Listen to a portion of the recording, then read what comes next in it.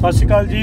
अज 29 मई का दिन सिद्धू मूसेवाले का अज के दिन 1 साल पहला कतल होया सी। समूह पंजाबी रेडियो USA की टीम वालों असीं उसनूं श्रद्धांजलि भेंट करते हैं।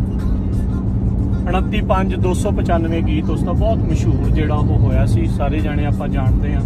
तो अज के दिन वो लास्ट राइड के उत्ते निकलिया, अपनी थार दे विच जा रहा सी जद उस दे उत्ते हमला कर दिता गया, उसका कतल जिहड़ा वो कर दिता गया। तो असीं अपनी टीम वालों यही अरदास करते हैं, परमात्मा एक तो उसकी आत्मा नूं अपने चरना कमलों च निवास बख्शे, मापियां नूं इह भाणा मनण दा बल बख्शदा रहे, तो यही इंसाफ जिहड़ा आ उसकी मौत का जल्द तो जल्द जिहड़ा वो मिले। पंजाबी नूं, पंजाबी गायकी नूं, पग नूं, सरदारां नूं उसने दुनिया दे विच एक अजिहे मुकाम दे उत्ते पहुंचाया जो अज तक इन्ने थोड़े समय दे विच कोई भी नहीं सी पहुंचा सकिया। तां ही आपां देखदे हां अजे भी उस दे नाल किद्दां लोग जुड़े आ। सो उस नूं असीं श्रद्धांजलि भेंट करदे।